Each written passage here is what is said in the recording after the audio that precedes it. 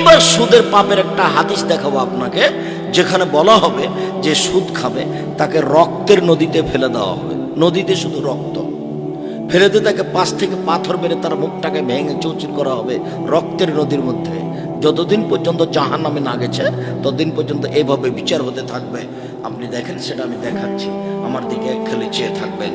জাবির রাদিয়াল্লাহু তাআলা আনহু বলেন, রাসূলুল্লাহ সাল্লাল্লাহু আলাইহি ওয়াসাল্লাম ফাকবালা আলাইনা বিওয়াজহি। একদা আল্লাহ রাসূল ফজরের সালাত আদায় করে আমাদের মুখামুখি বসলেন।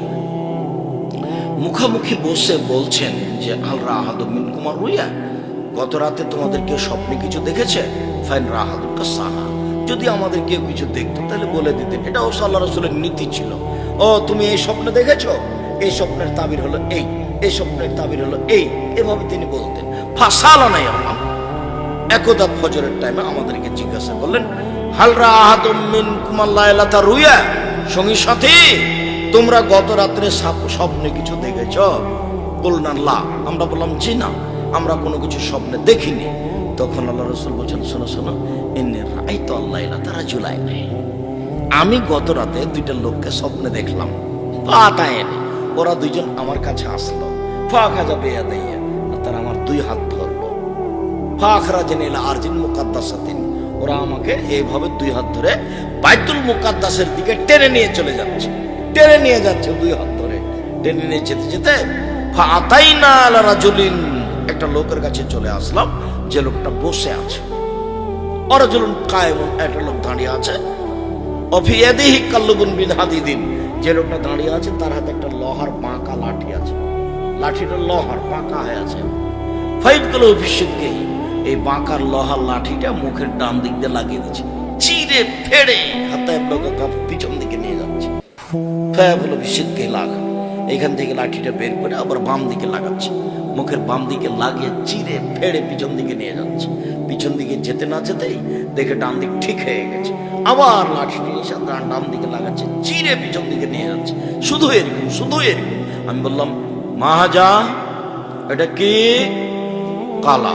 তারা দুইজন বললেন, ইনতালে, চলতে থাকে, কথা এখন নয়।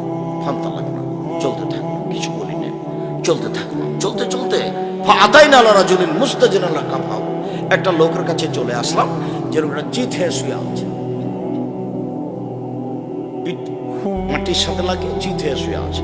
ওরাজুলুন কায়েমুন, পাশে একটা লোক আছে। অফি ইয়াদিহি ফিরাতুন সাকা, তার হাতে একটা পাথর আছে। ফায়াসতাকু বিরাসা, পাথর দিয়ে তার মাথাকে একবারে চৌচির চূর্ণ বিচূর্ণ করে দিচ্ছে।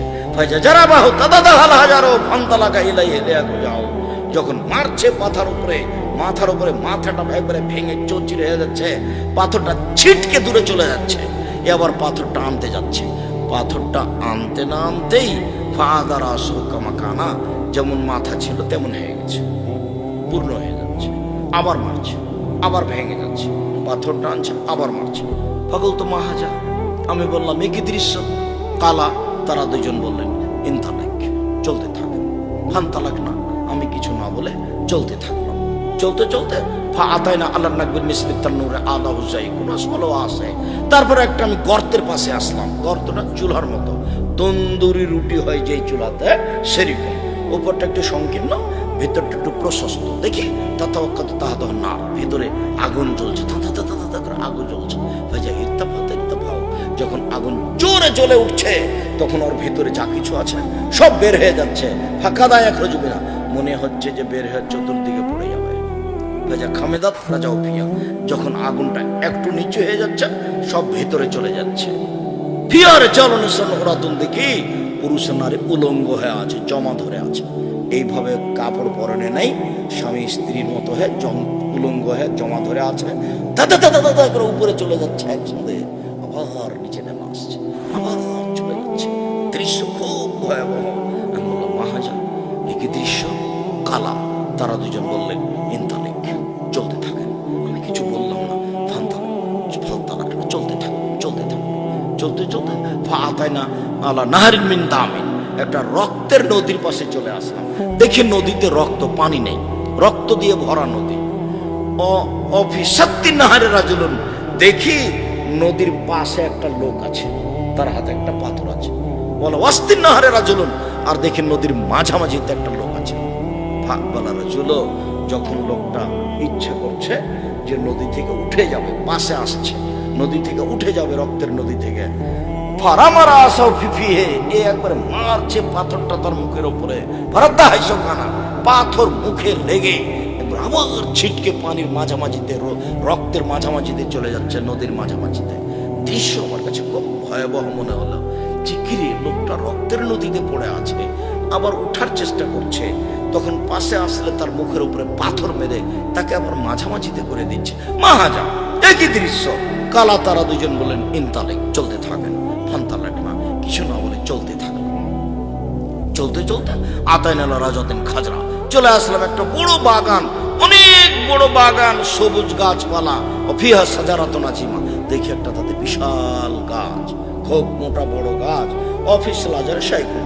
গাছের পাশে একটা বৃদ্ধ মানুষ আছে, দেখি তার সামনে কতগুলো ছোট ছোট বাচ্চা আছে। ওরা জুলুন কারিবুল মিনা সাজারা, গাছ থেকে একটু দূরে একটা লোক আছে, অমামাহু নার, তার সামনে আগুন আছে, তার হাতে একটা লোহার লাঠি আছে, লোহার লাঠি দিয়ে আগুনকে উত্তেজিত করছে। এরপরে তারা দুজন আমাকে ওই গাছের উপর দিকে নিয়ে চলে গেল। ভাতকালীন দারুণ, দেখি গাছের উপরে ঘর, সে ঘরে ঢুকিয়ে দিল আমাকে। এত সুন্দর ঘর, মারাই তো হাসানা কাত্ত, আমি এত সুন্দর ঘর জীবনে কোনোদিন দেখিনি। দেখি তার ভিতরে যুবক আছে, যুবতী আছে, মহিলা আছে, পুরুষ আছে, সব ধরনের মানুষ আছে। ফাখরা জানিবি না, এরা দুজন আমাকে সে ঘর থেকে বের করে নিল। সাজারা আর উপর দিকে নিয়ে চলে গেল। সে কত বড় গাছ, সে উপরে আর একটা দেখি ঘর, সে ঘর আমাকে ঢুকিয়ে দিল। সেই ঘরটা আগের ঘরের চেয়ে উত্তম, অতীব সুন্দর, অতীব উত্তম, তার হিসাব নিকাশ করা যায় না। দেখি তাতে যুবক আর বৃদ্ধ, তাতে দেখি যুবক আর বৃদ্ধ, সবকিছু দেখার পরে আমি বললাম, আচ্ছা শোনো, আমাকে তো অনেক কিছু দেখালাম, এগুলো একটু বলে দাও, এগুলো কি? কালা নাম। তারা দুজন বললো, হ্যাঁ হ্যাঁ ঠিক আছে ঠিক আছে, আপনাকে সব বলে দিচ্ছে এগুলো ঘটনা কি। এখন আপাতত দেখানো শেষ হলো, আপনাকে এখন সব বলে দিচ্ছে এগুলো কি। আমার রাজুল ঈশক সিদ্ধ, ওই যে লোকটা দেখেছিলেন যার মুখকে লোহার লাঠি দিয়ে চিরে ফেলা হচ্ছিল, ফারাজুল কাদ্দাব, ও ছিল মিথ্যুক, মিথ্যা কথা বলতো। যারা সমাজে মিথ্যা কথা বলে তার এইভাবে মুখকে চিরে ফেলা হবে লোহার লাঠি দিয়ে, বিচারের দিন পর্যন্ত, বিচার হওয়া পর্যন্ত এটা শাস্তি হতেই থাকবে। এটা কবরের শাস্তি, কবরে বিভিন্ন শাস্তি, তার মধ্যে এটা হবে মিথ্যুকদের। কতদিন পর্যন্ত? যতদিন বিচার না হয়েছে। বিচার হয়ে গেলে জাহান্নামও হতে পারে, জান্নাত হতে পারে। এই শাস্তি যখন, তখন জাহান্নামে ধরে নিতে হবে। মিথ্যা কথা বলতে হবে না, কথায় কথায়, কথায় কথায় মিথ্যে, মানে সত্য ভুলেই গেছে। আর মুনাফিকি করে দিন কাটছে, খালি বক্তব্য বন্ধ করা কাজ। দেখে মনে হয় যে ওতে তার নেকি হবে, এরকম মনে হয় আমার। এত চেষ্টা করছে, জিদ দেয় তাই বক্তব্য বন্ধ করে, জিদ দেয়। সৌদি আরব জিদ দেয়, বক্তব্য বন্ধ করে সৌদি আরব এমবুতে, বক্তব্য বন্ধ করে সৌদি আরব আপনার ইয়েতে, রিয়াদে। অবাক হতে হয় কত যে প্রয়োজন। জীবনে আমি কোনোদিন কারো পিছনে লাগা প্রয়োজন মনে করিনি, আর আমি হিসাবই করিনি। ও সারা পৃথিবী দখল করে নিলে আমার কোনো প্রয়োজন নাই। আমি পিছনে কোনোদিন দেখি না কে আছে, মাথায় নিয়ে আসি না কোনোদিন। সম্মানিত দিনী ভাই বোন, মিথ্যে থেকে বেঁচে থাকতে হবে, এটা হলো অবস্থা মিথ্যুকের। তারপরে যে আপনি দেখলেন যার মাথাকে ভেঙে চৌচির করে দেওয়া হচ্ছে, একবারে ছাতু ছাতু হয়ে যাচ্ছে মাথা, উনি হচ্ছেন মাওলানা মানুষ, হুজুর। উনি কোরআন হাদিস জানতেন, কিন্তু রাতে ইবাদত করতেন না, আর দিনে এই অনুপাতে আমল করতেন না। বক্তব্য দিয়েছে, টাকাটি নিয়ে ঘুমিয়ে থেকে গেছে, সকালে উঠে চলে গেছে। কিসের হিসাব নিকাশ? বউ ঠিকই ওরকমই ঘুরে, মেয়ে ওইভাবে স্কুল কলেজে যায়, ধর্মের কোনো 5 পয়সা দাম নাই, ধর্ম বুঝেও না সুঝেও না, এমনিতে দিন কাটাই। এই দেশে দিন প্রচার করা তো খুব কঠিন। এর নাম তো কোরআন মাজিদ, কিন্তু কি লেখা আছে? কোরআন শরীফ। তাহলে তো অনেক হিসাব নিকাশ করে বলতে হবে শরীফ চলবে কিনা, মুখ দিয়ে তো উচ্চারণ করা যাবে না। তাহলে তো আমিও শরীফ মেনে নিলাম, তারপরে যে এই যে দিনরাত দেখাচ্ছি কত অন্যায় দেখেন, আল্লাহর রাস্তায় এক পাতা 32 বছর থেকে বলছি যদি এটা নবীর দোয়া হয়ে যায় তাহলে সেদিন থেকে আমি বক্তব্য দেব। বললে তো তাই সেভাবে একটা সাহস থাকতে হবে, হিসাব নিকাশ শরীয়ত মাপা জানা বোঝার ক্ষমতা থাকতে হবে। বক্তৃতার জগৎ একটা অবাক জগৎ, যেখানে কোনো বিদ্যা লাগে না, যার থোঁতের জোর সেই বক্তা। আর আমরা ওইরকমই কথা বলতে পারলে বাপের বেটা আছে বলতে পারে, যার কারণে আপনাদের দেখে আমার খুব আফসোস হয়। না করলাম কিছু জাতির সামনে ঠিক মতো দাঁড়াতে, না জাতির উপযুক্ত উপকার করতে পারলাম, না যারা কোরআন হাদিস বুঝলে কিছু উপকৃত হবে তাদের সামনে কথা বলার সুযোগ পেলাম। যদিও আমার মনে বড় স্বাদ, আমি এদেশের প্রত্যেকটা বৃহত্তর জেলায় জামিয়া সালাফে গড়বো ইনশাআল্লাহ। জামিয়া সালাফিয়াদের দেশ দখল করে নেবো ইনশাআল্লাহ, সেই হিসাব আমার মাথায় আছে। তখন এত ছোট চিন্তা করার আমার হিসাব নাই। জামিয়া সালাফি যেটা ডাঙ্গিপাড়ায়, সেই মসজিদটা হলো 90% জমির উপরে, যার একতলাতে 3000 মানুষ সালাত আদায় করতে পারে, যার 4 তলার কাজ চলছে। আর যেটা রূপগঞ্জ নারায়ণগঞ্জে সেটা 200 শতক জমির উপরে তৈরি হবে, 200 শতক, যার একতলাতে 10,000 মানুষ একসাথে সালাত আদায় করতে পারবে। জামিয়া সালাফি রূপগঞ্জ নারায়ণগঞ্জ 51 বিঘা জমির উপরে। কত বিঘা জমির উপরে? 51 বিঘা জমির উপরে। আর যেটা রাজশাহী সেটা 26 বিঘা জমির উপরে, যেটা দিনাজপুর বরিশাল সেটা 20 বিঘা জমির উপরে, দিনাজপুর শহরের পাশেই। তো রাজশাহী হলো 26 না কি 22-23 আসেন, আর ওটা হলো 3রা ফেব্রুয়ারি দিনাজপুর আসেন, আর সেদিন 20 ডিসেম্বর চলেন বরিশাল 7 বিঘা জমির উপরে, বরিশাল শহরের সাথে। কোন তারিখ ওটা? 20 ডিসেম্বর, ডিসেম্বরের 20 তারিখ। আর দিনাজপুর ফেব্রুয়ারি 3 তারিখ। আর রূপগঞ্জ নারায়ণগঞ্জ মার্চের 2-3। আর রাজশাহী 22-23 ডিসেম্বর। একটু কষ্ট করে যাবেন, একটু দেখার সাথ থাকা দরকার। আমি আপনার দিনই ভাই, আমি দিন রাত কষ্ট করে এটা করছি, আপনি একটু দেখতেও যাবেন না একদিন? দেখতে না গেলে কষ্ট হয়তো। সব প্রতিষ্ঠানে ভর্তির তারিখ একটাই, 1 জানুয়ারি।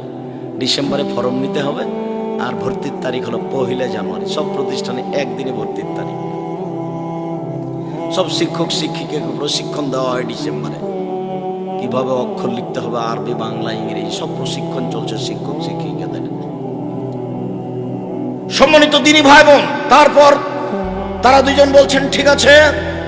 এরপরে দেখলেন 2জন মানুষ ওই আগুনের ভিতরে উলঙ্গ অবস্থায় জমা ধরে আছে। দেখলেন ওরা হচ্ছে ব্যভিচারণী। 2জনে একসাথে জমা ধরে গেছে, আগুনে জ্বলছে, তাদের উপরে চলে যাচ্ছে, আবার আগুনটা কমে গেলে নিচের দিকে চলে আসছে। অহমুসনাতো, তারা হলো ব্যভিচারণী। আল্লাহ তুমি রক্ষা করো। নাউজুবিল্লাহি মিন জালিক, নাউজুবিল্লাহি মিন জালিক। আস্তাগফিরুল্লাহ ওয়া আতুবু ইলাইহি, আস্তাগফিরুল্লাহাল্লাযী লা ইলাহা ইল্লা হুয়াল হাইয়ুল কাইয়্যুম ওয়া আতুবু ইলাইহি। আল্লাহ তুমি পুরুষ নারীকে জেনা থেকে রক্ষা করো, আল্লাহুম্মা আমিন। আল্লাহ তুমি মুসলিম পুরুষ নারীকে জেনা থেকে রক্ষা করো, আল্লাহুম্মা আমিন। সম্মানিত দিনী ভাই বোন, আরো বলছিলাম, ওই যে আপনি দেখলেন রক্তের নদীতে একটা লোককে ফেলে দেওয়া হয়েছে, যতবার উঠার চেষ্টা করছে পাশ থেকে মুখের উপরে পাথর মেরে রক্তের নদীতে করে দেওয়া হচ্ছে। ওহ আকিলুর রিবা, ও হলো সুদখোর। জেনে শুনে যত লেনদেন আছে কিস্তির সব কাটা দেন আজকে, যেগুলো নিরুপায় সেগুলো ভিন্ন। যত সুদের লেনদেন আছে, চাকরি বাকরি যা কিছু সব বাতিল, যত কিস্তি আছে সব বাতিল, সব বন্ধ করে দেন। দেখি রুজি কিভাবে হয়। হবে রুজি, কষ্ট হতে পারে, রুজি হবে, কষ্ট হতে পারে, কোনো পথ নেই, বাঁচার পথ নাই। এইটা হলো অবস্থা। আপনাকে আমি দেখালাম যেটা, হাদিস তো বুখারী মুসলিম, আপনি কি বিচার করবেন? তারপর যে আপনি দেখলেন গাছের পাশে একজন বৃদ্ধ মানুষ, উনি হচ্ছেন ইব্রাহিম আলাইহিস সালাম। কতগুলো সামনে বাচ্চা দেখলেন, ওগুলো হিন্দু মুসলমানের বাচ্চারা, সবাই জান্নাতে যাবে। তারপরে দেখলেন যে পাশে একটা লোক, ওর হাতে লোহার লাঠি আছে, যে মানুষকে উত্তেজিত করছে আগুন, উনি হচ্ছেন জাহান্নামের মালিক। তারপরে যে আপনি প্রথম ঘরটাতে ঢুকলেন, ওটা হলো সাধারণ মানুষের জান্নাত। এর যে এখনই আপনাকে বের করলাম, এটা হলো শহীদদের ঘর। ওটা ছিল সাধারণ মানুষদের, মোমেন পুরুষ নারী, এটা হলো শহীদদের। আর আমি যে আপনার ডান হাত ধরে আছি, আমি হচ্ছে জিবরাইল, আর আপনার বাম হাত ধরে আছেন, ইনি হচ্ছেন মিকাইল। আপনি একটু মাথা উপর দিকে করবেন, করলাম, দেখলেন কিছু? ওই যে সুন্দর ঝকঝকে ঘর, জাকা মানজেলোকা, এটা আপনার ঘর। যেমন বলেছে আমার ঘর, তখন আমি বললাম দান ইয়াদ করো মঞ্জিলি, তাহলে তোমরা আমাকে ছেড়ে দাও, আমি ঘরে ঢুকে যাই, যেহেতু তোমরা বলছে আমারই ঘর। তখন তারা তো বলছে না না না না না, বাকি এলাকা উমরুন, আপনার বয়স বাকি আছে, এখনো শেষ হয়নি। যে ইস্তাকমাল তাহ আতাইতা মানজিলাকা, যখন আপনার বয়স শেষ হয়ে যাবে তখন আপনি এই ঘরেই চলে আসবেন, এটাই আপনার ঘর। জান্নাতের গেটে বড় অক্ষরে লেখা আছে, সর্বপ্রথম যিনি জান্নাতে প্রবেশ করবেন তিনি হলেন মুহাম্মদ সাল্লাল্লাহু আলাইহি সাল্লাম।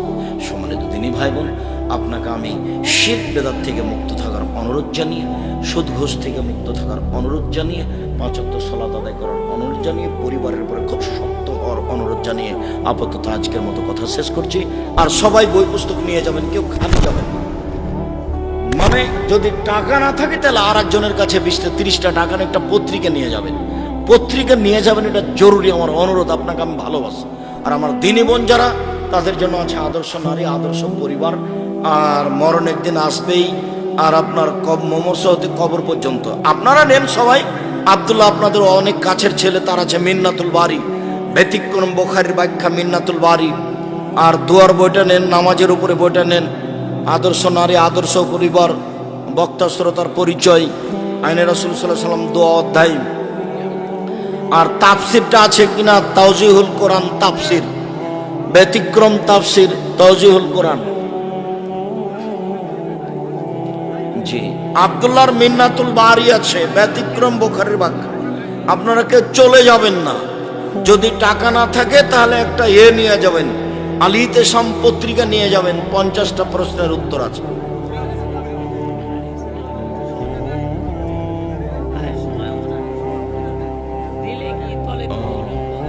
এখন কি সেই পরিবেশ আছে?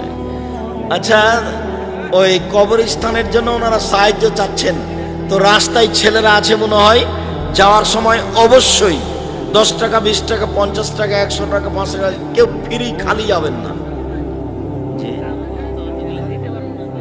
ও আচ্ছা আচ্ছা।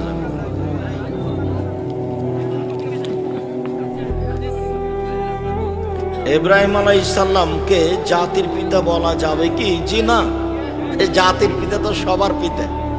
ইব্রাহিম আলাইহিস সালাম কি সবার পিতা? ইব্রাহিম আলাইহিস সালামের বাপকে আদম, আদমই জাতির পিতা। আব্দুর রাজ্জাক সাহেব, আপনার এই কথা নিয়ে সবাই বিরোধিতা করে, করুক। ইব্রাহিম আলাইহিস সালাম হলেন নীতির পিতা, নীতি, মিল্লাত আবিকুম, মিল্লাত ধর্ম, নীতির পিতা। আর সবার পিতা হলেন আদম আলাইহিস সালাম। আয়াতুল কুরসি সূরা বাকারার আয়াত, অতএব তা পাঠ করতে বিসমিল্লাহির রহমানির রহিম পড়তে হবে। জি না, আয়াতুল কুরসি পড়ার সময় বিসমিল্লাহ নয়, শুধু আউযুবিল্লাহ।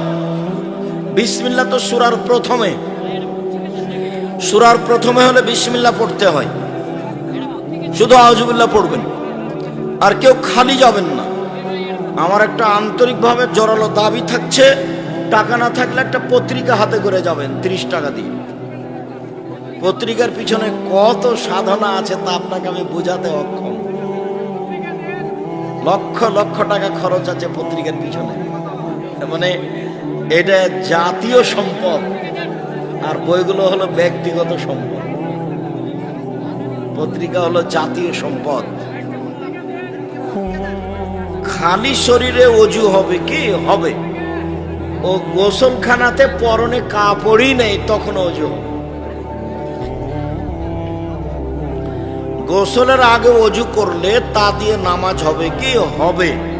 শরীরের অঙ্গ প্রত্যঙ্গ ভালোভাবে ডলে গোসল করার পরেও অজু থাকবে, নারী পুরুষ সবার। তো লজ্জা স্থানে হাত পড়লে অজু ভেঙে যায়, যে ওটা হলো উত্তেজিত অবস্থায় হাত পড়লে ভেঙে যায়। উত্তেজিত অবস্থা ছাড়া হাত পড়লে অজু ভাঙে না। অজু ছাড়া কোরআন ধরা যাবে কি? 100 বার যাবে। অজু ছাড়া কোরআন ধরা যাবে, কোরআন পড়া যাবে, এটাই ঠিক। মহিলারা ঋতু অবস্থায়, হাইজ অবস্থায় কোরআন ধরে পড়বে, ইসলামের আইনে কাঁকড়া ও ব্যাং, ব্যাং হারাম, ব্যাং খাওয়া যাবে না। কাঁকড়া, কুচে মাছ, কচ্ছপ রুচি হলে খাবেন। কাঁকড়া, কুচে মাছ, কচ্ছপ রুচি হলে খাবেন। ব্যাং চিরদিনের জন্য হারাম। সফর থাকলে জুমার নামাজ পড়বো নাকি জোহরের? জামাত হলে জুমার পড়বেন, নাহলে জুমা ফরজ নয়। মুসাফিরের উপরে জুমা ফরজ নয়। 40 বা ফতেহা বা খরচ মৃত্যুর আগে বা পরে, 40 বা নির্ধারিত দিনে মরা মানুষের নামে খাওয়ানো হারাম। 40 করে যে গোস্ত হয়েছে এটা কুকুরকে খাওয়াতে হবে। 40 করে যে গরু জবাই করে খাওয়ানো হয়েছে গোস্ত কাকে খাওয়াতে হবে? কুকুরকে। এবারে ড্রেনের ভাত ফেলে দিতে হবে, কুকুরে খাবে। এটা হারাম খাদ্য। অন্য ধর্মের লোকদের হাতে বানানো দই মিষ্টি যাবে, রুচি হলে খাবেন। হিন্দুদের দই মিষ্টি বানানো, হিন্দুদের জবে হারাম। জবে বিসমিল্লাহ বলে না, এই জন্য ওকে আগে কালেমা পড়তে হবে, তারপরে। কত দূর গেলে কসর? দূরত্ব নেই। যখন ও নিজে মুসাফির সেজেছে তখন বাড়ি থেকে বের হয়ে কসর। দূরত্বের নাম কসর নয়, মুসাফিরের নাম কসর। যখন সফরে বের হবে তখনই কসর। ছেলেরা কি হাতে আংটি ব্যবহার করতে পারে? জি পারে, কোনো সমস্যা নেই। স্বর্ণ চাঁদির পারে না, রূপার, লোহার, হীরা মুক্তা মানিক্যর পারবে। হ্যাঁ পারবে, স্বর্ণ চাঁদি। ফরজ গোসল করার সঠিক পদ্ধতি: আগে অজু করতে হবে, সলাতের অজু, নামাজের অজুর মতো। তারপর বালতিতে পানি থাকলে 3 অঞ্জলি পানি নিয়ে মাথায় দিয়ে দিতে হবে, দিয়ে মাথাটা ধুয়ে নিয়ে গায়ে পানি ঢেলে দিতে হবে। আর না অজু করে ট্যাপটা ছেড়ে দিবে, বাস। অজু করে ট্যাপটা ছেড়ে দিলেই হবে। প্রিয় সাহেব, দয়া করে ফরজ গোসলের নিয়ম ভালো করে বুঝিয়ে দিবেন। দিলাম। আসসালামু আলাইকুম। আমাদের সমাজে বিয়েকে অনেক কঠিন করে ফেলেছে। এই জন্য অনেক ছেলে ও মেয়ে জেনার মতো খারাপ কাজে লিপ্ত হয়ে গেছে। আপনি একটু মা বাবার উদ্দেশ্যে কিছু বলবেন? ছেলে বড় হলে বিবাহ দিয়ে দিতে হবে। এরপরে ছেলে মেয়ে, বাপ যদি বিবাহ না দেয়, ছেলে মেয়ে যা পাপ করবে সব বাপের হবে। বড় হওয়ার সাথে সাথেই 18, 20, 22, 24 হয়ে গেলে, 20, 22 হয়ে গেলে বিবাহ দিয়ে দিতে হবে। অযথা ছেলে মেয়েকে পাপের দিকে ঠেলে দিয়ে নিজেকে পরহেজগার করার চেষ্টা করিয়েন না। আমার প্রশ্ন একটা: অন্য সর্বোচ্চ কত টাকা লাভ করা যাবে? ডবল হোক, প্রতারণা হয় না যেন। কিনেছিলাম 10 টাকা, বিক্রি করলাম 20 টাকা, সেটাও জায়েজ, কিন্তু প্রতারণা হয় না যেন। কেন? মানে ওটা চলছে 15 টাকা, তুমি দিলা 20 টাকা, এটা হলো প্রতারণা। তুমি জানছো কথার গতিতে কেউ দিয়েছে 15, তো আমি দিয়েছি 16, সেটা ভিন্ন কথা। কিন্তু জেনে শুনে তুমি এত দাম বেশি করলে সেটা হলো প্রতারণা। তোমার ব্যবসাটা কয়দিন পরে এমনি হারিয়ে যাবে। দেখবে যে দোকানটাই নাই তোমার, 6 মাস বছর পরে তখন তুমি আর একজনের চায়ের স্টলে যা চা খাওয়া, বলে তোমার দোকানটা কি হয়েছে, তার বলো না, দোকানটা হারিয়ে গেছে।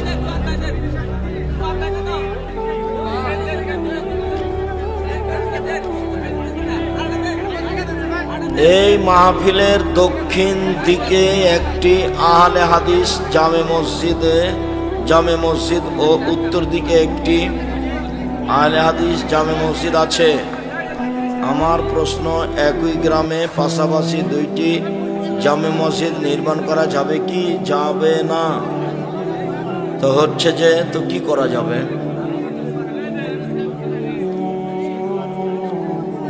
একজন হাফেজ কিয়ামতের দিন তার আত্মীয় স্বজনের কারো জাহান্নাম অজীব হয়ে গেলে কি তাকে জান্নাতে নিয়ে যাবে? মিথ্যা কথা, হাফেজ সাহেব পারবে না। 10 জনকে নিয়ে যাবো, হাদিস জাল। হাফেজ সাহেব পারবে না। হাফেজ সাহেব তো মাথার উপরে টুপি দিয়ে খালি মানুষের বাড়িতে দাওয়াত খেয়ে বেড়াচ্ছে। হাফেজ সাহেব, হাফেজ হাজি সাহেব কেউই পারবে না। মোমেনকে সুপারিশ করতে অনুমতি দেওয়া হবে এক পর্যায়ে, আল্লাহ দিবেন। তখন কতজনের সুপারিশ কবুল হবে সেটা আল্লাহ বলেন। যদি নামাজের প্রথম রাকাতে সূরা ফাতিহা পড়ার পর অন্য যে কোনো সূরার এক আয়াত পড়ে মিলিয়ে রুকুতে যায়, তাহলে এভাবে কি পড়া যাবে? জি যাবে।